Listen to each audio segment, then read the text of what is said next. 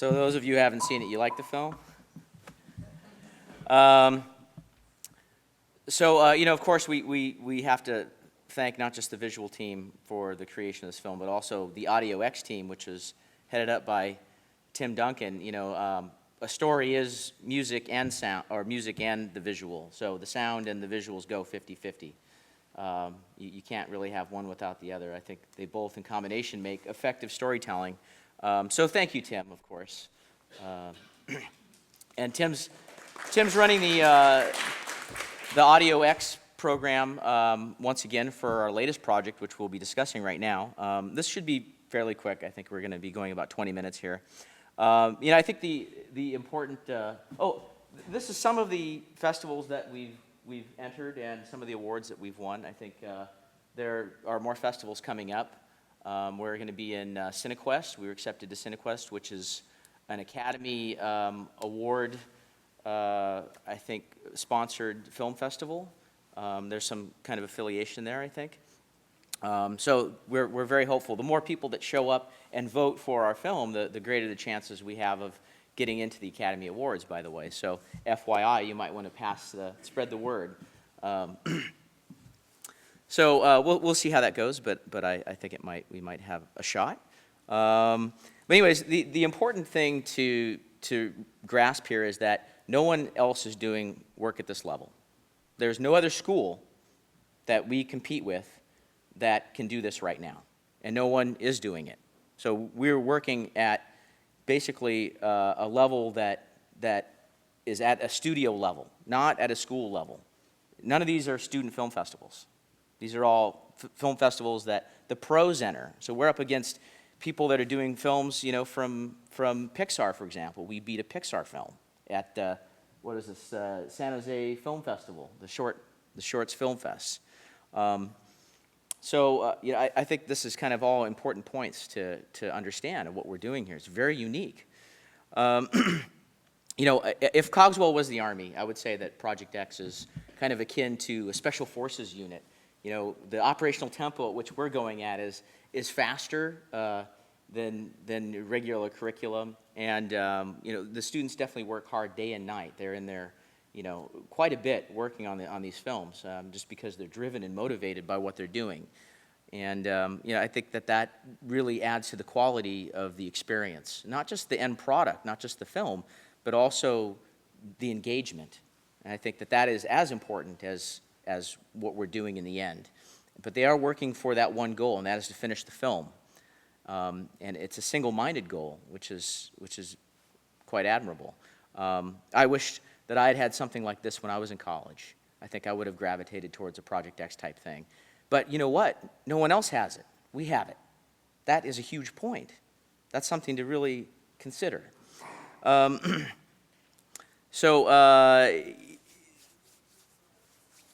By the way, so I was at this little story. I was at CUC in China. We went to this Anna Wow convention, which is sponsored by this big school, animation school in China, and I got to sit next to the founder of who I consider to be our major competitor, Goblin's, and he was talking about our film, and they do beautiful stuff. They're out of Paris. I think that next to our work, their stuff is amazing, and. He was a little upset that this professional level film had entered a student festival, and how could the judges let something like this enter? And I said, no, this was a complete student effort. This was done by students. And he said, oh, wow, very impressive. So I took that as a yes. We're doing the right thing. One of the other important things to note is that the students out of these, that have finished this last project, we have in the 90 percentile placement rate in industry, meaning students are doing what they were studying, and what they were doing on Project X, they're doing now in industry. We have students at EA Games, we have students at Industrial Light and Magic, PDI DreamWorks, and a slew of other studios. And they love what we're doing. They want more kids. They want more of our students. We cannot supply the industry fast enough with the demand. There is a huge demand for you. That says something. That says that we are really doing something right, because they are our clients. The students, of course, are our first clients, but we, in sorts, have a second client, and that are the studios. Well, anyways, I could go on and on forever, but I really think that we should let the work talk for itself. And, of course, we have some amazing young students that are working on this latest project, Project X version 3. First off, I would like to introduce you to Matthew Townsend. He's our project manager, our production manager. Matthew, can you take it away, please? Okay, very good.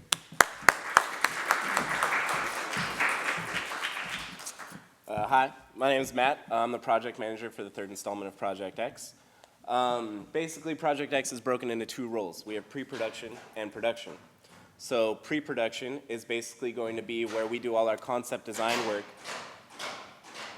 and where we do our rough models and our rough animation. This allows us to ensure that our ultimate goal, getting it into 3D space, will actually translate. The second half of this is going to be production, which is what we're going to spend the rest of the time working on the film on, just getting it to that final product. Okay, so in this, we're going to have several teams. We're going to have concept designers who are going to take the ideas from Mr. Huber or wherever we get them, and they're going to translate it into that 2D medium. So we're going to get artwork from them. From then, it's going to go to modelers who are going to take that artwork and then translate it into 3D space. We're going to get a 3D mesh from them. We're then going to have a rigger put a bone structure under that so that that 3D mesh can move. We're then going to have an animator take that 3D mesh and move it through space and animate it. After that, we're going to have lighters light the 3D world, and then a compositor will take everything that everyone has done before them, put it all together, see how it looks. If it doesn't look like we want the final product to do, they'll do touch-ups, kind of rework it, until ultimately we have the final product. So my role in this process is kind of tricky. I drive people constantly, so it's a challenge for me to do this every day, 5 days a week. So it's a challenge for me to do this every day, 5 days a week. I'm moving my hand on. So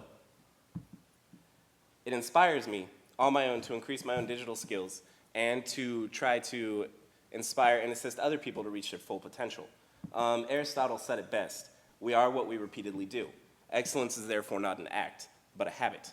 So for me, project manager has several roles. First, I'm a planner.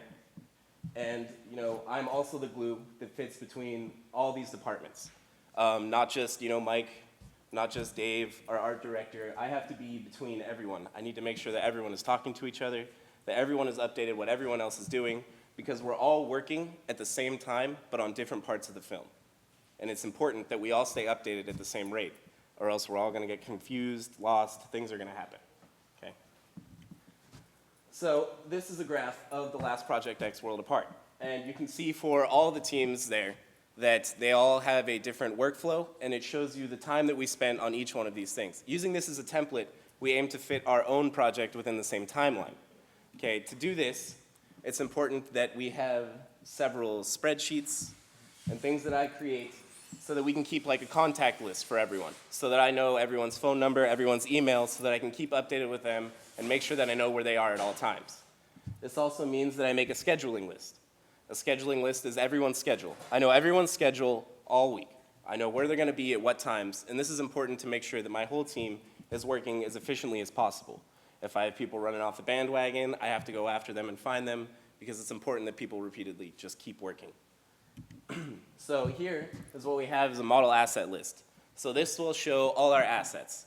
Okay, within this, I will then assign every asset to a person, and then it's color-coded. Red is it hasn't been started, yellow is it's in progress, green means it's finished.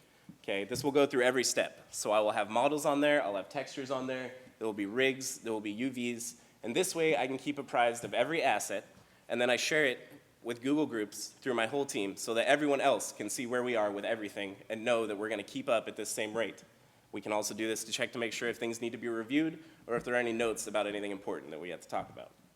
Okay, so this is another example. This would be the shot list for our animatic.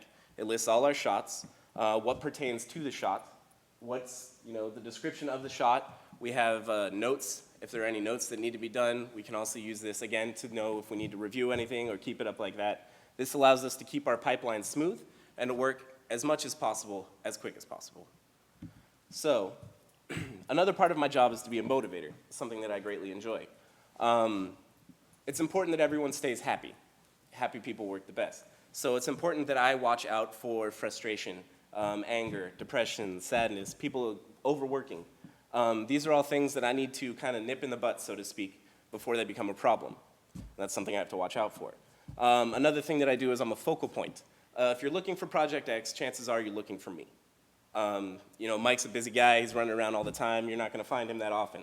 So it's my job to be there for anyone who happens to be looking for Mike, any student who's interested in joining the film, you know, and any part of my team that has any questions, whether they be technical, you know, whether they're talking about a certain part of the film that they need to work on. I have to be there for all those things. There's also a audio side to Project X. I work with the project manager for Audio X is actually my roommate, which makes that part easier. But I talk to him about once a week, make sure that they're kind of staying on task and that they're following like our overall vision. So outside of that, there's not a whole lot more. I fill in work. So if we are out of modelers or we don't have enough modelers, I will start to model. It doesn't matter what my skill level is, I'll get better. So if we don't have a texture artist, I'll be a texture artist. It's just, I have to fill in those blank spots. We can't not have people, that doesn't work. So ultimately for me, project management is about the team. It's about keeping them happy. It's about keeping them diligent. It's about doing all the behind the scenes work so that nobody else has to do it and worry about it. And you know, overall for me, it's about being a motivator. It's the number one thing for me. Napoleon Bonaparte was one of the greatest leaders of his time. And he said it best when he said, a leader is a dealer in hope. Thank you for your time, and I'd like to introduce Jeanette Crew over here, who is one of our animators and designers, and she'll show you about pre-production.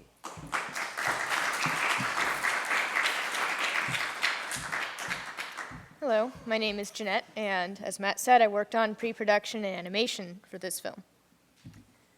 Pre-production is twofold. We design how things are going to look, and we design how they're going to move. One of the first steps that I tackled was the storyboards, designing every shot by drawing it out. I figured out all the camera moves, all the character moves, and a lot of the story beats and emotional beats. After we do the storyboards, we do the animatic, which is how we plan for the final film. We take lower res models that are often in progress, and we start to make our actual cameras that will be used for the final production. We plan out our shots according to the storyboards. Sometimes things change. Something might not work when it's moving the way it does when it's just a drawing on paper, so we have to be able to adapt to that.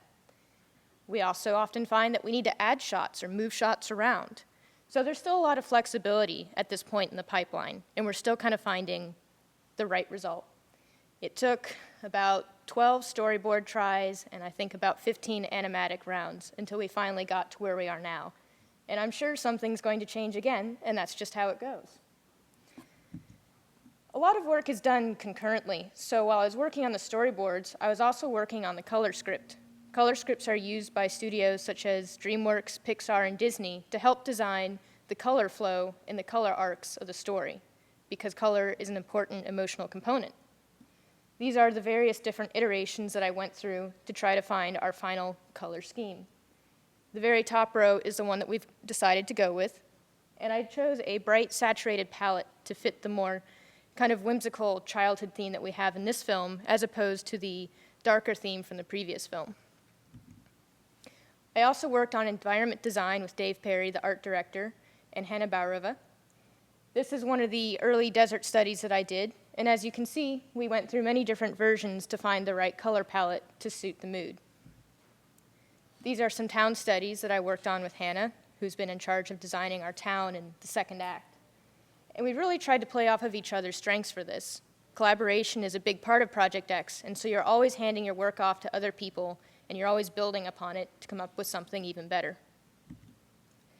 I also studied shape when I was coming up with our plants and vegetation, because it's not just about the detail or the color of things. Shape language is very important, which means you have to pay attention to silhouette. So the studies below are the different vegetation that I came up with that you would find in this environment, and trying to really pare them down to what essentially makes that form and says, oh, okay, that's a cactus, that's a yucca. We also did some character design. I did some very basic design when I was doing the storyboards, but storyboards aren't about character design, so I passed those off to Kong Vang, who worked on the last project. He came in, worked on the characters with Reed, and came up with these. There is our main character on the right and the bully on the left. Kong also worked on the motorcycle and vehicle design, designing all the bicycles, the cars, and this thing, which is pretty awesome. He even worked out how the insides would work, because even if we never see it, it's important as animators to understand how things move and function. So he worked on it from every angle so it could be passed off to the modelers. I will now introduce Kyle Deaver, our technical director.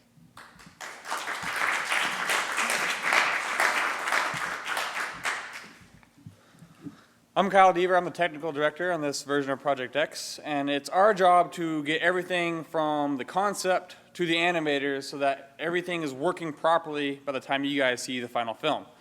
We start off by bringing the 2D concepts into our program. Maya is what we usually use for a lot of our work.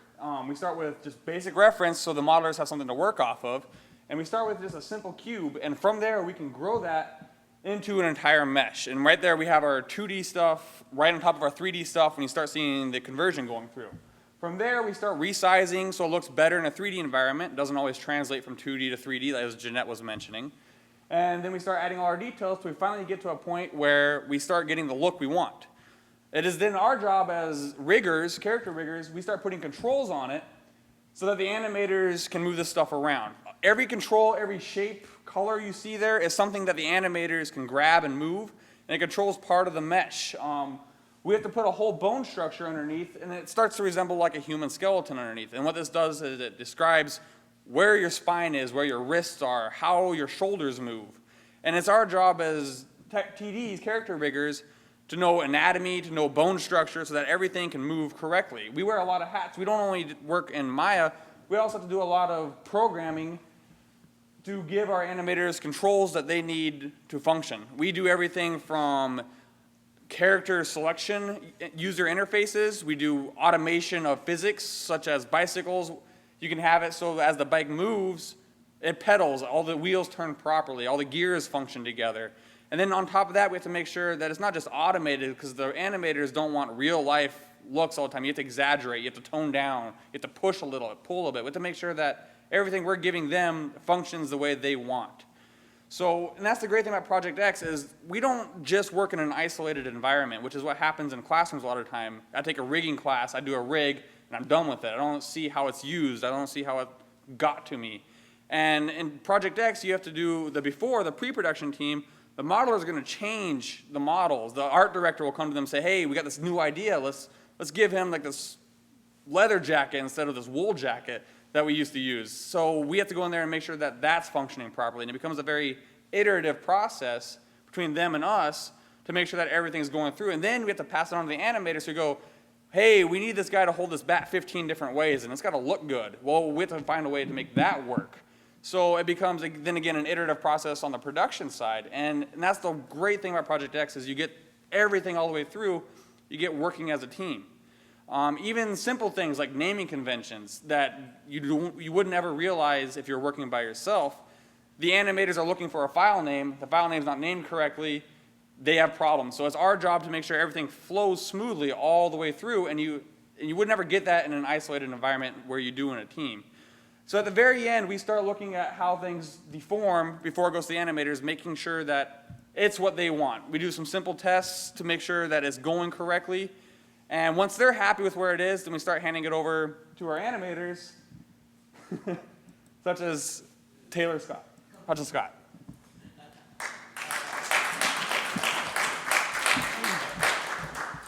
Hello, everyone. My name is Taylor Hodgson Scott. I'm one of the animators on Project X. The first step in the process is working with the technical directors on getting what we want out of the models. We need to make sure that the articulated model that they create can reach all of the expressions as well as all of the emotions that we need out of the rig. In order to work towards the animation process, as Jeanette was mentioning, it's also important to make sure that we get the feel of the film and the pacing out of the pre-production animation animatic. Here you can see we're not actually getting the true motion that we're going to have in the final film. It's only a rudimentary conglomeration of getting what we want the characters to be and where and why.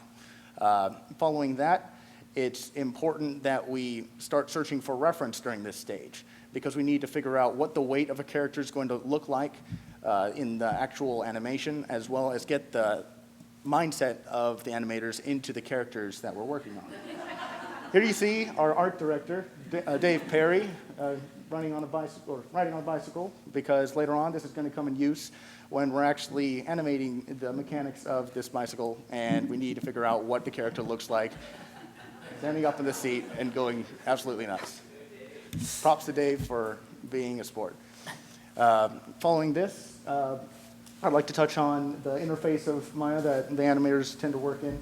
Down here is the graph editor that I'll mention more in polishing stage, and those two are the viewports, the actual render viewport that we're using to frame everything in the scene and make sure that when it gets to the lighting stage, that it is how we decided the composition to be.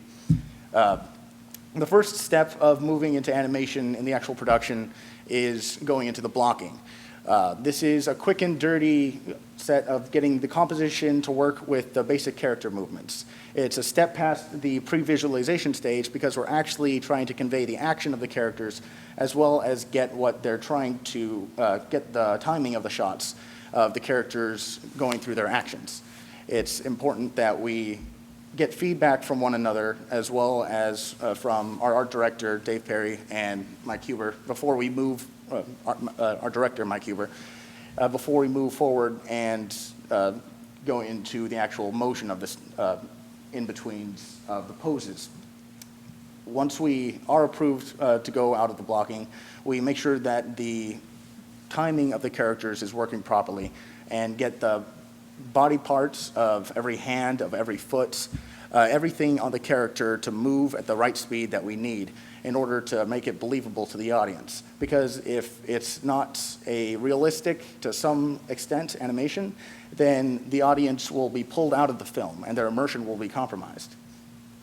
Once we're approved to move forward from that, we get into polishing and working especially in the graph editor, doing minor but important tweaks.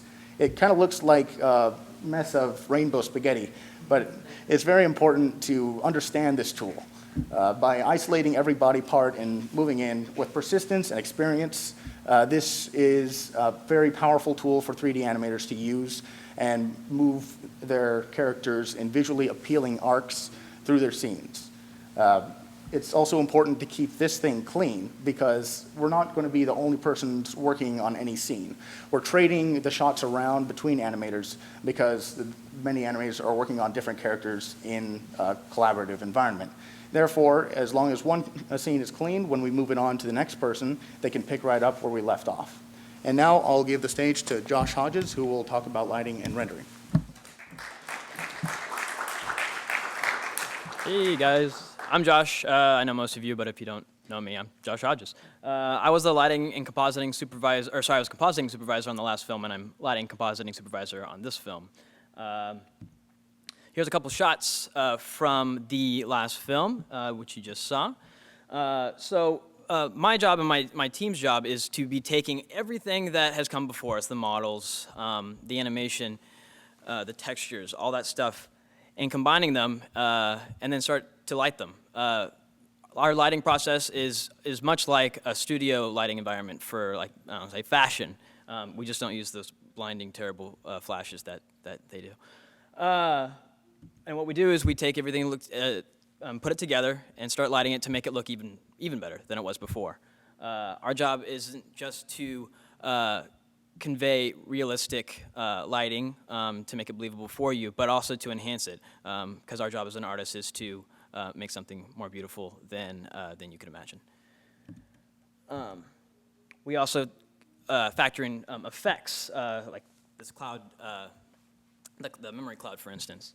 That's also a technical aspect of our job. We work with the effects animators to make sure that their effect is going to be ideal for the final scene. Part of our job is really cool because we get to go full circle. We get to go back to the very beginning, pre-production, and talk to the people who worked on the pre-production, so doing the lighting keys, for instance, in the last film. This was the inspiration and the direction for the final shot. And our job is to make sure that it is almost, as close as we can to the shot, with also some changes if Mike or Dave want it changed a little bit. Can't really tell you what the next movie is going to look like, but I can promise you that it's going to be better than the last. Part of the process of lighting is also texturing. We have to create a material and a texture for every single little object that we create in our 3D world. Some materials can get really complicated, like the skin shader. Each material has several attributes, little nodes that define its final look. Some can be really complicated, some can be really simple. But in the end, we have to create one for each. Glass, clothing, rocks, metal for a bike. Again, part of this process can be really, really, really technical, which is part of my job as a lighter and a texturer is to write shaders. Some of them can be really interesting, like this velvet shader, which has a really cool little fall off. Looks like velvet. So that requires me to know a bit of C programming. This is RenderMan's shader programming language. So that's another really cool, interesting technical part of our job.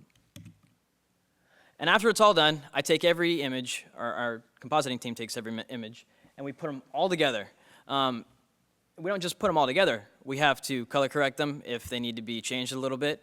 We need to make sure that they're all blending correctly. If something is wrong in the scene, some little fleck pops up, we have to go back to the lighters and the renderers and ask them to fix it or just paint it out. And that's kind of the last step of the process. We make sure that everything is ideal and it's the best quality it can be. So I'm not going to talk too much more. That's pretty much my job.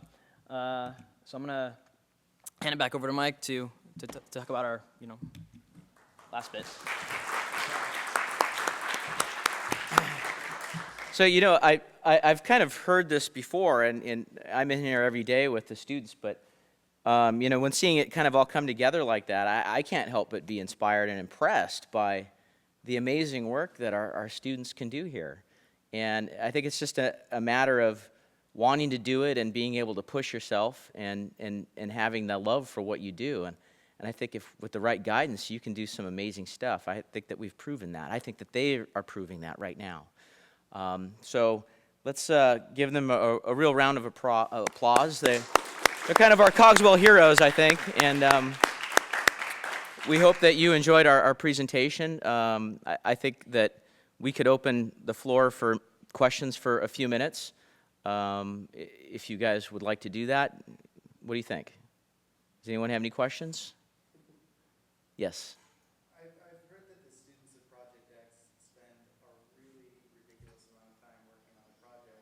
Mm-hmm. How do they manage with their other classes at the same time? It just seems impossible. Well, that's why it's ridiculous, yeah. If we were going to, I would really like this to be at the master's level, so they're just coming in and focusing on that, and I think that is a goal. Unfortunately, it's not something, a goal that we would reach in the next year, I'm sorry. But they manage to get their work done and come in and work, and usually it's at night. And yeah, we do push people to try and stay around later at night, and some of them just want to stay around because they're loving what they do so much. And that's part of the process. And I think in the end, there has to be that balance between trying to get their grades and complete the film. So it's a fine line and it's a tough one, but it's something that we're working on. Any other questions? Yes.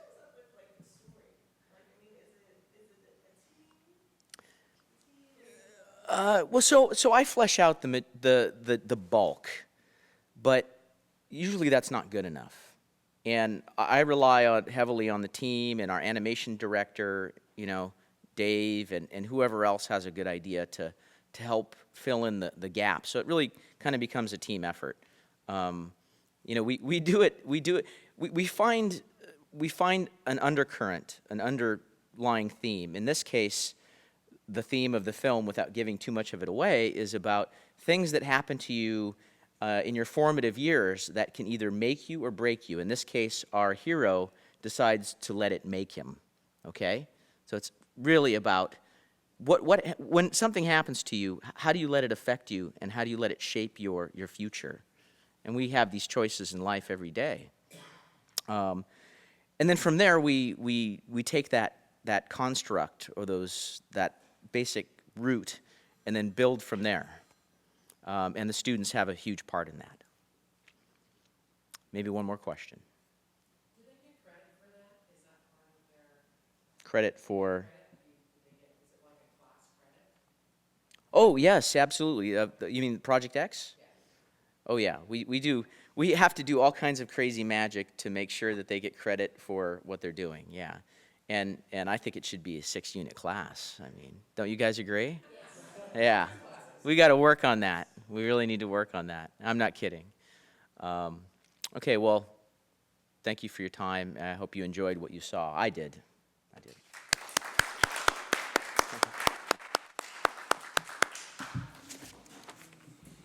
Thanks, guys.